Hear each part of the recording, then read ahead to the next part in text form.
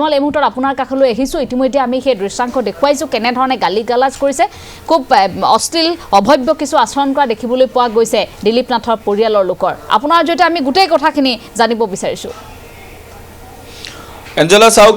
যিদিনা প্ৰথম অভিযান চলাবলৈ গৈছিল সেইদিনা তেওঁলোকে কৈছিল যে সেই সকলো কাঠৰ তেওঁলোকৰ ঘৰত পৰ্যাপ্ত বিভাগীয়ভাৱে অনুমতি লোৱা কাগজপত্ৰ মজুত আছে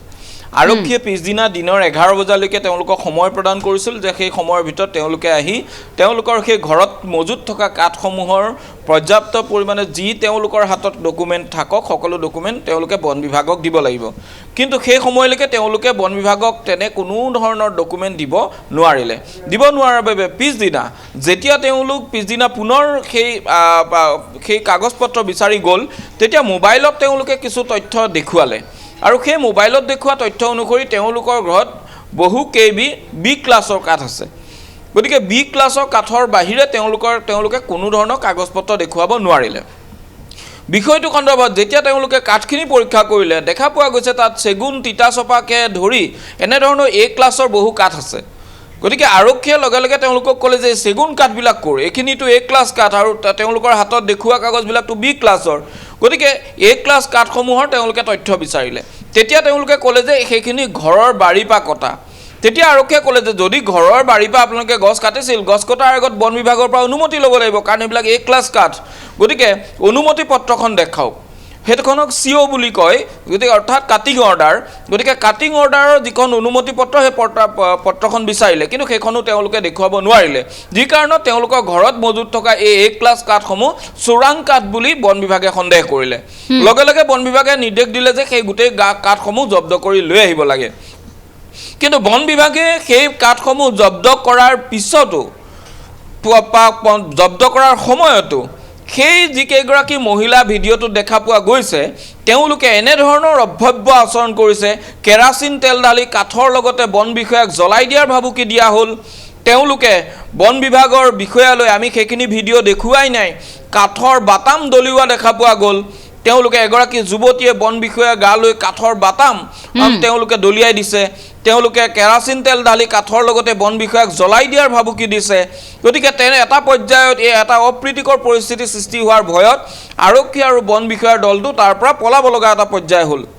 গতিকে ভাবক যে যদি কোনো লোক সঁচাই তেওঁলোক বিধিসন্মতভাৱে কাম কৰিছে সঁচাই তেওঁলোক শুদ্ধ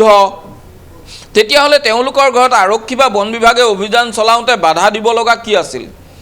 যদি তেওঁলোক সঁচাই শুদ্ধ তেতিয়াহ'লে বন বিভাগক বিধিগতভাৱে কাম কৰিবলৈ দিব লাগিছিল কিন্তু সেয়া দিয়া দেখা পোৱা নগ'ল তাৰ সমান্তৰালকৈ বন বিভাগক তেওঁলোকে যেনেধৰণে ওলোটাই আক্ৰমণ কৰা দেখা পোৱা গ'ল যেন বন বিভাগে ক'ৰবাত নহয় ক'ৰবাত তেওঁলোকৰ বিধি বৰ্হিভূতভাৱেহে তাত কাম কৰিবলৈ গৈছে বন বিভাগে পৰ্যাপ্ত সময় দিছিল তেওঁলোকৰ তথ্য পাতি জমা দিবলৈ দিছিল তাৰপিছত তেওঁলোকে মোবাইলত দেখুৱাইছে তাতো বন বিভাগে বি ক্লাছ কাঠখিনি মানি ল'লে যে সেই কাঠখিনি তেওঁলোকৰ বি ক্লাছ কাঠখিনি অনুমতি আছে যদিও তেওঁলোকে সেই পত্ৰখন দেখুৱাব পৰা নাই মোবাইলত এখন পত্ৰ তেওঁলোকে দেখুৱাইছে সেইখনো বন বিভাগে মানি লৈছে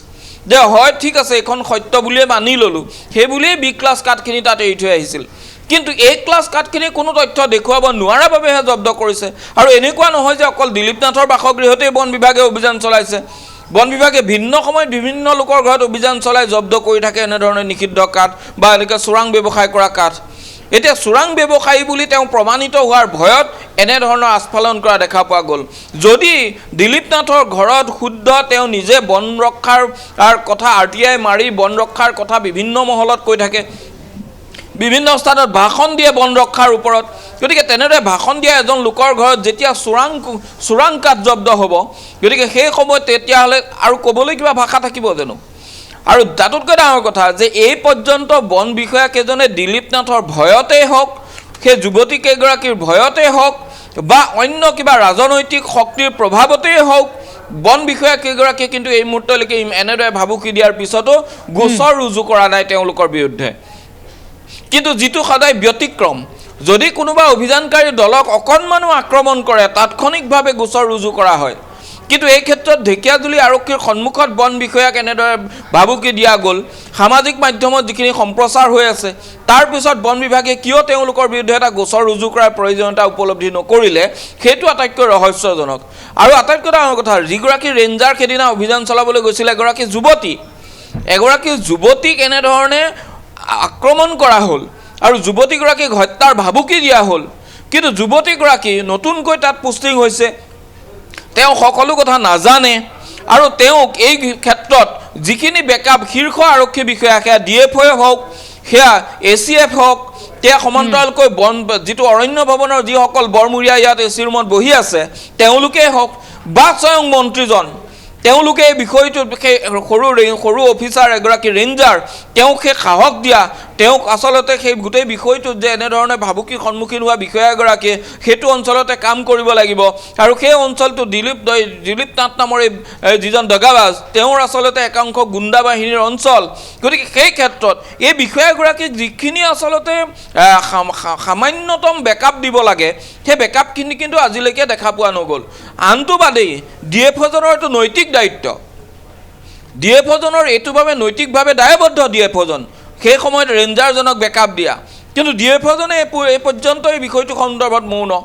কিয় DFOজনৰ এই বিষয়টো যে তাৎক্ষণিকভাৱে এখন এজাহাৰ দিয়া বা এই গোটেই বিষয়টো ভিডিঅ'টোৰ ওপৰতে এটা এজাহাৰ লোৱা এই কথাখিনি কিয় DFOজনে এই মুহূৰ্তলৈকে কৰা নাই সেয়াও ৰহস্যজনক কিন্তু লগতে এটা কথা ক'ব লাগিব সেই ভিডিঅ'টোতে শুনা পোৱা গৈছিল যে এগৰাকী যুৱতী তেওঁ কৈ আছে যে এয়া মোৰ বিয়াৰ ফাৰ্নিচাৰ তেওঁ বিয়া মাঘত নে ফাগুনত নে বহাগত তেওঁ বিয়াৰ বাবে অনা ফাৰ্নিচাৰ ঘৰতে বনাই আছে বিয়াৰ বাবে অনা ফাৰ্নিচাৰ ঘৰতে বনাই আছে কিন্তু কাঠবিলাকতো বিধি বহিৰ্ভূতভাৱে আনিব নোৱাৰিব হয় বিয়াৰ বাবে ফাৰ্নিচাৰ ঘৰতে বনাইছে ভাল কথা কিন্তু যিখিনি কাঠ তাত ব্যৱহাৰ কৰিছে আমি ৰেঞ্জাৰগৰাকীয়ে ইতিমধ্যে কথা কৈছে যে কোনো হামাৰ চিন নাই অৰ্থাৎ কাঠৰ কুণ্ডা যেতিয়া বিধিগতভাৱে ফালি সেইখিনি বিক্ৰী কৰা হয় তাত কুণ্ডাটোৰ কাষত সোঁফালে বা বাওঁফালে কোনোবা এটা ফালে এটা ক'লা চিনেৰে কুণ্ডাটোত এটা নাম্বাৰ থাকে সেইটো হামাৰ নাম্বাৰ বুলি কোৱা হয় আৰু সেই যিটো নম্বৰ সেই নম্বৰটোৰ ওপৰত ভিত্তি কৰি সেইখিনি বিধি বহিৰ্ভূত কাঠ নে নহয় সেয়া স্পষ্ট কৰিব পাৰি কিন্তু সেই তাত মজুত পোৱা কোনো কাঠৰ টুকুৰাত সেই নম্বৰটো পোৱা নগ'ল সেই নম্বৰটো পোৱা নগ'ল বাবেই চোৰাং কাঠ বুলি কোৱা হৈছিল কিন্তু তেওঁলোকে না কাগজ দেখুৱাব পাৰে না হামাৰ নম্বৰ দেখুওৱা থাকে কাঠত থাকে না ঘৰত বাৰী বা কটাৰ কিবা প্ৰমাণপত্ৰ থাকে আৰু তাৰপিছত ওলোটাই বন বিভাগক তেওঁলোকে দম দিয়ে জ্বলাই দিম কেৰাচিন তেল ঢালি জ্বলাই দিম এই গোটেই বিষয়টো এতিয়া ৰহস্যজনক যে কিয় বন বিভাগ মৌন হৈ থাকিবলগীয়া হৈছে অৰণ্য ভৱনত সততে RTI মৰা দিলীপ নাথে ক'ৰবাত নহয় ক'ৰবাত শীৰ্ষ বন বিষয়াই দিলীপ নাথৰে থকা মিতিৰালিৰ বাবেই DFO বা ৰেঞ্জাৰক বাধাপ্ৰাপ্ত কৰিছে নেকি তেওঁলোকক বাধা দিয়া হৈছে নেকি যে তেওঁলোকৰ বিৰুদ্ধে এজাহাৰ নিদিবলৈ তেওঁলোকক আচলতে ক'ৰবাত প্ৰেছাৰ দিয়া হৈছে নেকি যেহেতু সততে অৰণ্য ভৱন আমাৰ পাঞ্জাবাৰীত থকা অৰণ্য ভৱনৰ শীৰ্ষ বৰমূৰীয়াসকলৰ অতি ঘনিষ্ঠ দিলীপ নাথ তেওঁলোকে বন সুৰক্ষা সমন্বয় সমিতিৰ কোনোবা এখনত তেওঁক আচলতে আহ্বায়ক কোনোবা এখনত কিবা অন্যান্য দায়িত্বটো দি থৈছিল দিলীপ নাথক আৰু সেই দিলীপ নাথ তেনে এগৰাকী ব্যক্তি যাৰ নেকি শীৰ্ষ বন বিষয়াৰ লগত ঘনিষ্ঠ সম্পৰ্ক গতিকে সেই শীৰ্ষ বন বিষয়াৰ নেতৃত্বতে আচলতে এই পানীত হাঁহ নচৰা অৱস্থা হৈছে নেকি ৰেঞ্জাৰগৰাকীৰ সেইটোহে এই মুহূৰ্তত আটাইতকৈ সন্দেহৰ বা সেইটোহে এই মুহূৰ্তত ভাবিবলগীয়া এটা বিষয় কিন্তু এঞ্জেলা হয় আমি ধন্যবাদ জনাইছোঁ আপোনাক সবিশেষ কথাখিনি জনোৱাৰ বাবে আমি এই বাতৰিৰ পৰা বিদায় লোৱাৰ সময় আহি পৰিছে গতিকে পৰৱৰ্তী সময়ত আপোনাৰ কাষলৈ আকৌ যাম বিমল ফুকন মহন্ত আপোনাৰ জৰিয়তে এই ঠগবাজি কৰি থকা দিলীপ নাথৰ সবিশেষ আমি জনাবলৈ চেষ্টা কৰিম কিয় বন বিভাগে বাৰে বাৰে নিমাত হৈ থাকে বন বিভাগে এনেধৰণে অভিযান প্ৰক্ৰিয়া চলাবলৈ যোৱাৰ সময়খিনিত অভব্য আচৰণ কৰা পৰিয়ালৰ সদস্যৰ বিৰুদ্ধে কিয় এষাৰো মাত নামাতিলে কিয় গোচৰ ৰুজু নহ'ল এই গোটেই কথাখিনি আমি পৰৱৰ্তী মুহূৰ্তত আকৌ এবাৰ জনাবলৈ চেষ্টা কৰিম সবিশেষ লৈ আহিম এটা বিৰতি এই মুহূৰ্তত আমি ল'ব বিচাৰিছোঁ এটা বিৰতি পৰৱৰ্তী সময়ত আমি এই খবৰৰ সবিশেষ আপোনালোকলৈ আগবঢ়াম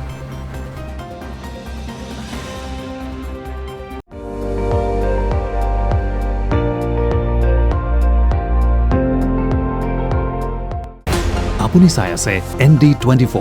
সৰ্বশ্ৰেষ্ঠ নহয় সৰ্বোত্তমৰ দৌৰ